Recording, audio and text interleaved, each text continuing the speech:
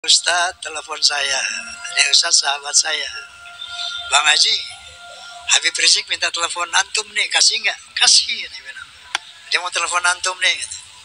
Dia mau tegur ente nih Bang Haji. Dia bilang, emang siapa dia mau negur gue? Sampai ada klaim bahwa Indonesia ini milik Tarim. Buktinya, lihat tuh, banyak kuburan wali-wali dari Tarim. Inilah kepentingan membuat kuburan-kuburan palsu. Indonesia milik Tarim. Inna lillahi wa inna ilaihi raji'un. Bahwa mereka bukan hanya memalsukan kuburan-kuburan, bukan hanya memalsukan sejarah Indonesia, bahkan sejarah NU juga dipalsukan. Dan alhamdulillah ketua PBNU telah memerintahkan kepada jajaran NU untuk mencabut buku karangan Lutfi bin Yahya, artinya produk beliau, untuk ditarik dari semua jajaran perguruan Nahdlatul Ulama. Pun harus hati-hati, jangan terprovokasi sehingga yang berantem di masing-masing pribumi, lawan perang ini, hati-hati. Ntar kita berantem dia pada ngompat.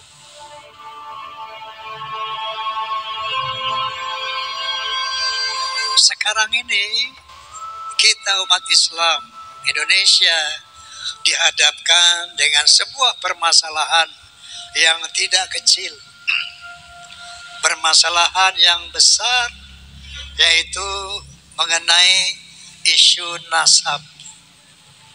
Ini nasab ini berkaitan dengan nasib ini. Ya. Isu nasab ini pertama muncul dengan adanya tesis Kiai Haji Imaduddin Utsman Al-Bantani. Kenapa beliau mengadakan penelitian sejarah tentang kebenaran suriah Nabi yang ada di Indonesia? Beliau terpanggil karena melihat arogansi oknum habaib yang tidak sesuai dengan akhlak Nabi Shallallahu Alaihi Wasallam. Misalnya saja yang marak kita dengar di media sosial bahwa seorang habib yang bodoh itu lebih mulia daripada 70 ulama yang alim. Ada lagi yang mengatakan kaki seorang habib yang bodoh lebih mulia dari 70 ulama yang alim. Kemudian ada lagi berita-berita khurafat yang disebarkan, didoktrinkan kepada umat. Misalnya saja yang sesungguhnya ini merendahkan Rasulullah Sallallahu Alaihi Wasallam, bahwa mereka mengatakan leluhur mereka Imam Fatih Al-Muqaddam itu mi'raj 70 kali satu malam. Tiap malam mi'raj 70 kali satu malam menghadap Allah Subhanahu wa taala. Artinya ini merendahkan Nabi kita Muhammad sallallahu alaihi wasallam, karena Nabi kita Muhammad sallallahu alaihi wasallam seumur hidup cuma satu kali mi'raj.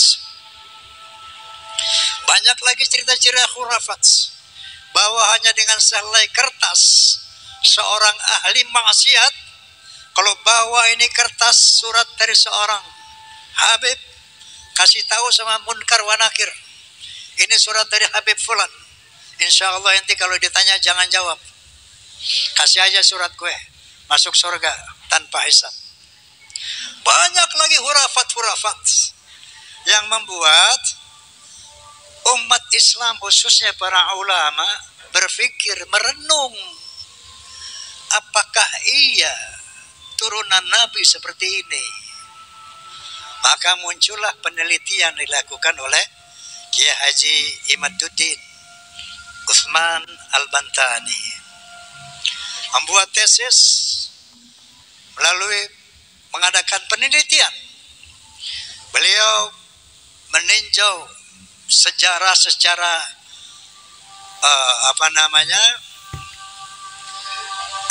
tulisan tangan itu manuskrip. Manuskrip itu sejarah yang berdasarkan tulisan tangan. Itu dari abad keempat, kelima, keenam, ketujuh, kedelapan, kesembilan awal. Apa yang dicari oleh beliau?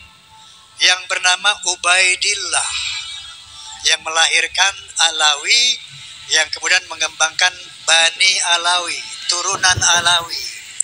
Ini yang diselidiki oleh beliau, diteliti oleh beliau. Apakah ada yang namanya Ubaidillah sebagai anak dari Ahmad bin Isa? Maka ditelitilah. Abad keempat dilihat cuma 3 anak Ahmad bin Isa, yaitu Muhammad, Ali, dan Husain. Abad kelima diteliti lagi, cuma 3 anak Ahmad bin Isa, Muhammad, Ali, dan Husain. Abad ke-6 diteliti lagi, sampai 7, 8, 9, cuma ada 3 anaknya Ahmad bin Isa, yang notabene adalah turunan Nabi, cucu Nabi.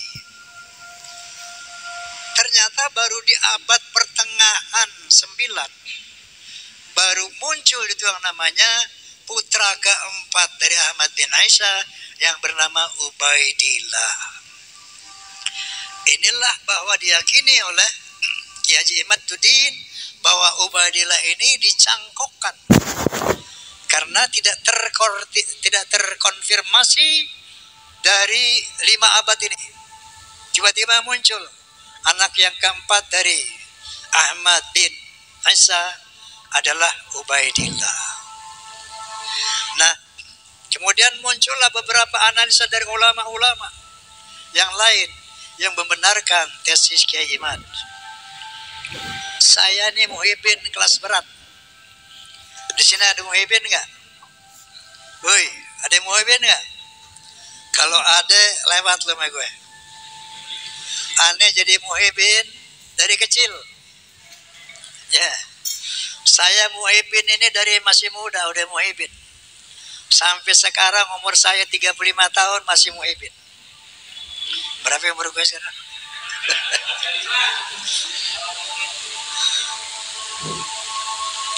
Jadi kalau bicara muhibin, lu nggak lawan gue. Begitu saya dengar Kiai Imad pertama kali, saya suudzon bilang, ini orang siapa sih ini? Datang-datang merungkat nasabah Alawi, PKI kali ini orang nih. Dulu saya begitu.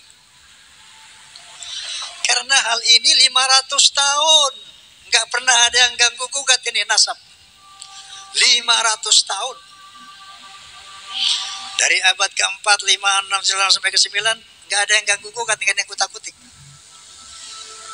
Ini siapa orang yang berani-berani kok merungkat, membatalkan nasabah Alawi sebagai zuriat Nabi?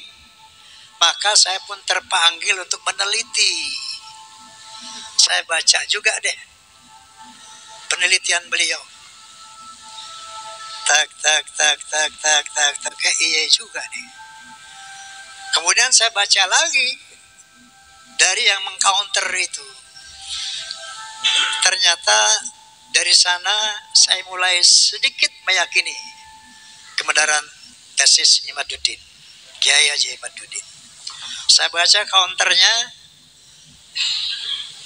katanya yang membuat itu Ali bin Abu Bakar As-Sakran.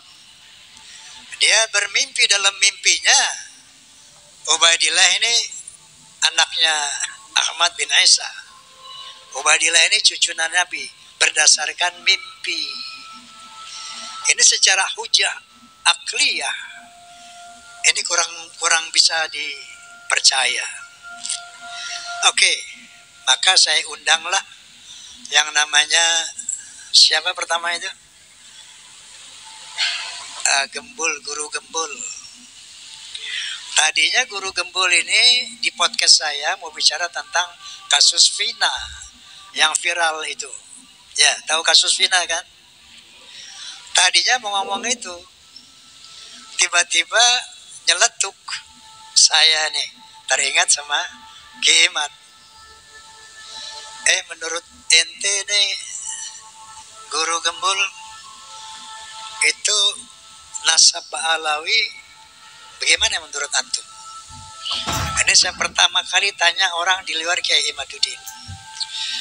Kalau menurut beliau nih, kalau saya lihat dari daftar Ba'alawi, memang ada kejanggalan-kejanggalan dibilang. Janggalnya bla bla bla bla bla bla bla bla bla. Anda yakin? Saya yakin. Anda sudah lihat? Sudah lihat. Jadi mereka Guru Gembul sudah meninjau. Jadi Ba'alawi susunan nasab itu. Menurut beliau ada beberapa kejanggalan. Dari sana saya tertarik untuk saya ditelepon Habib Rizik.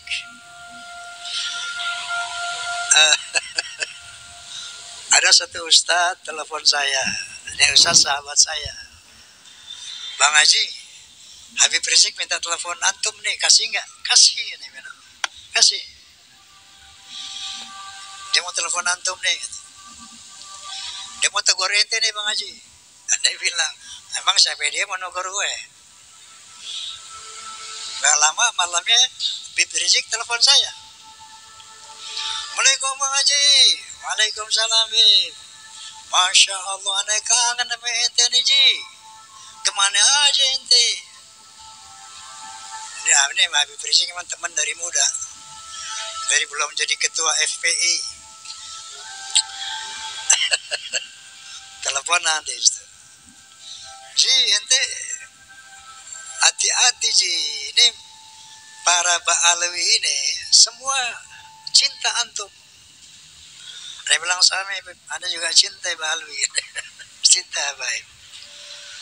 Coba hati-hati itu, jangan terjebak sama orang-orang jahat. Habib Rizik maksudnya gitu. Jangan terjebak sama orang jahat. Nah, coba itu ente undang tuh Gus Romel. Dia bisa mengcounter tuh Imaduddin. Baik, sebelum ente minta, Anda udah jadalkan tuh Gus Romel. Besok dia podcast sama Anda. Seperti itu. Dan selanjutnya maka sampai podcast terakhir setelah dengan Romel baru saya undang Ki Haji Imaduddin. Setelah itu saya undang pimpinan Rabi'atul Alawiyah, yaitu Habib Taufik Assegaf. Sayangnya beliau bersurat kepada saya nggak siap datang. Kemudian saya undang ahli genetika Dr. Sugiharto. Saya undang ahli filologi Profesor Menahem Ali. Saya undang ahli sejarah Profesor Anhar Gonggong yang baru kemarin. Udah lihat belum ente? Oi. Nah, kemudian insya Allah besok, Jumat besok, saya undang Profesor, maksudnya Kiai, wakil dari Wali Songo, turunan Wali Songo, Gus Abbas dari Cirebon, Buntet. Dan insya Allah saya akan undang Habib Rizik Syihab. Akan saya undang juga yang namanya Habib Lutfi Pekalongan. Untuk apa? Untuk berdiskusi melihat yang mana yang benar, yang mana yang salah. Siapa yang benar, siapa yang salah. Karena ini sudah masalah umat, masalah bangsa. Seandainya Anda semua telah mengikuti podcast Bisikan Roma, Bincang Asik Bareng Roma, sampai yang kemarin, pasti sudah paham. Pasti Anda sudah paham bagaimana persoalan yang sebenarnya. Oke? Jadi ketika ada masalah-masalah di kalangan umat Islam, di kalangan bangsa Indonesia ini. Kenapa saya katakan penting? Karena ada indikasi-indikasi kaum Ba'alawi ini mau menghegemoni, mau menjajah Republik Indonesia. Contohnya dengan membuat kuburan-kuburan palsu. Banyak sekali kuburan-kuburan palsu dengan nama Habib ini, Habib itu, Habib ini, Habib itu, hampir di seluruh Indonesia, dan sebagian besar sudah dibongkar oleh umat Islam. Dan pemalsuan nama daripada para wali, pemalsuan nama yang sangat viral, yaitu dari Sumo Diningrat yang diklaim sebagai Hasan bin Toha bin Yahya. Ini diteliti oleh para ahli sejarah. Ternyata ini adalah pemalsuan nama-nama, pemalsuan makam-makam. Kemudian ada klaim-klaim bahwa pahlawan nasional di Ponorogo adalah Ba'alawi, Imam Bonjol Ba'alawi, Tengku Umar, Tengku Jijitiro, semuanya Ba'alawi. Maka saya undanglah hasil sejarah Profesor Anhar Gonggong yang menyatakan dengan satu kalimat, bohong. Dibuktikan dengan sejarah-sejarah. Sampai ada klaim bahwa Indonesia ini milik Tarim. Buktinya, lihat tuh, banyak kuburan wali-wali dari Tarim. Inilah kepentingan membuat kuburan-kuburan palsu. Indonesia milik Tarim. Inna lillahi wa inna ilaihi raji'un. Jadi tidak sederhana ini persoalan. Ternyata ini persoalan berat, besar. Makanya saya katakan, qala ta'ala wala udwana illa 'ala zalimin. Tidak ada musuh kecuali buat orang-orang yang zalim. Maka jangan digeneralisir, jangan gebah uyah. Saya yakin sebagian besar Habib-Habib nggak paham ini. Sebagian besar mereka nggak paham. Ada rencana jahat untuk menguasai Indonesia. Makanya kita jangan gebah uyah. Jangan digeneralisir. Hati-hati dalam hal ini. Jadi, alhamdulillah, proses hukum dari PBNU juga sudah berjalan. Maksud saya, pengkritisian bahwa mereka bukan hanya memalsukan kuburan-kuburan, bukan hanya memalsukan sejarah Indonesia, bahkan sejarah NU juga dipalsukan. Dan alhamdulillah Ketua PBNU telah memerintahkan kepada jajaran NU untuk mencabut buku karangan Lutfi bin Yahya, artinya produk beliau, untuk ditarik dari semua jajaran perguruan Nahdlatul Ulama.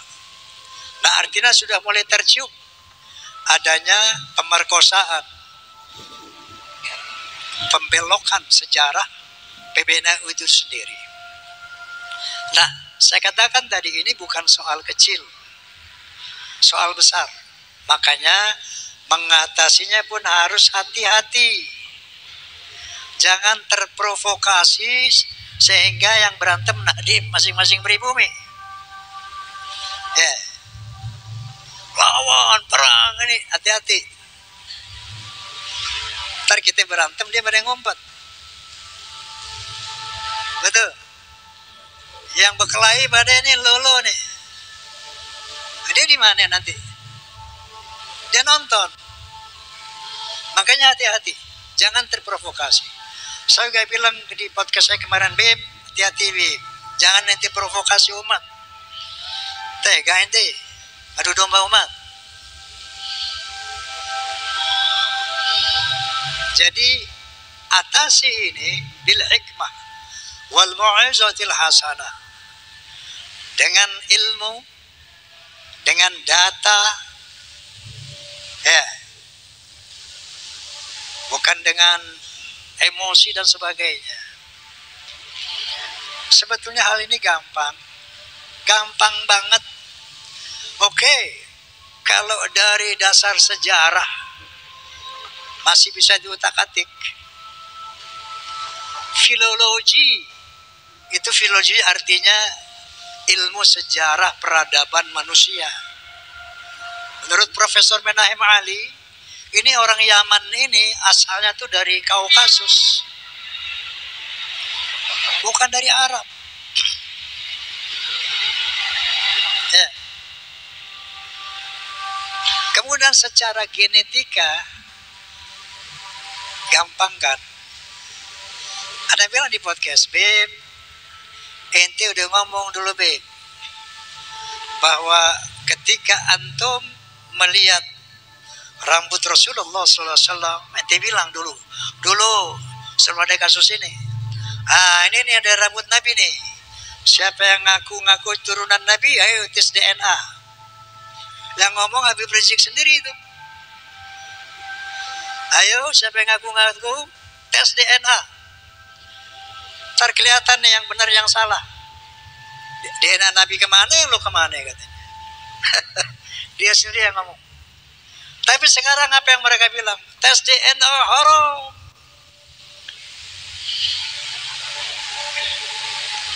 Sampai saya mengeluarkan satu analogi.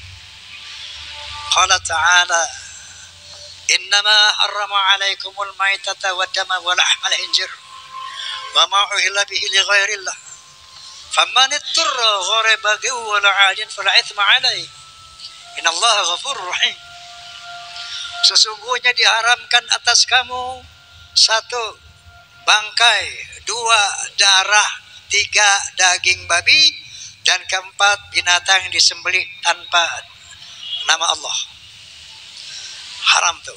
Tapi famaniturra, tapi barang siapa yang terpaksa, gharabangin, tidak menyukainya, wala adin, enggak keterlaluan makan babinya, fala itsma alaih, enggak berdosa baginya.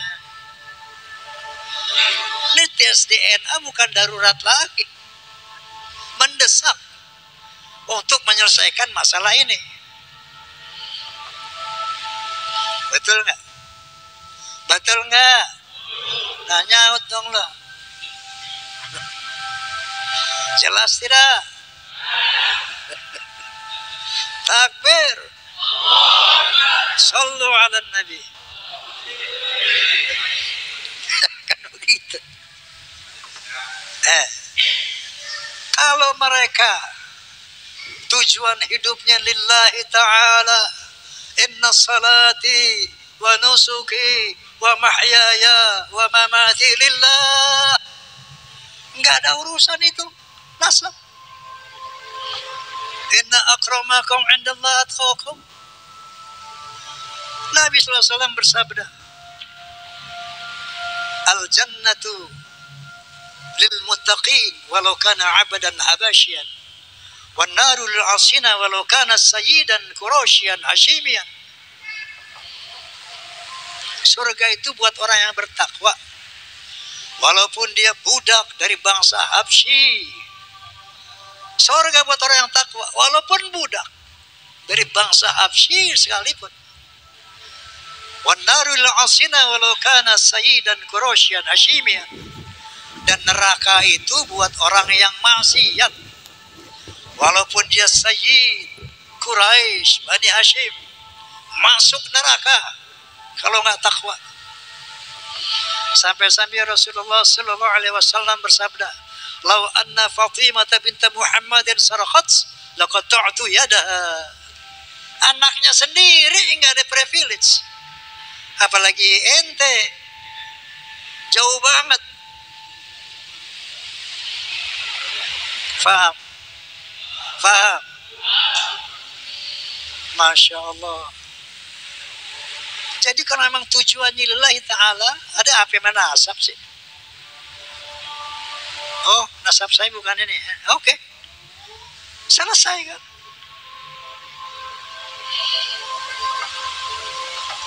Secara sejarah nggak nyambung, secara DNA nggak nyambung, filologi nggak nyambung. Astagfirullahaladzim. Masya Allah para Habib, Masya Allah, ana uhibbukum, ana ni muhibbin.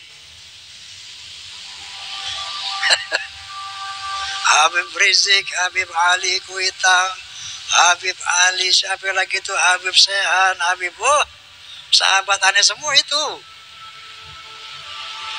Apakah dengan ada kasus ini kita harus putus persahabatan? Tidak. Misalnya ente Bib, terbukti bukan durian Nabi, so what? Kita tetap bersaudara sebagai sesama muslim, sebagai sesama mukmin. Innamal mu'minuna ikhwatun.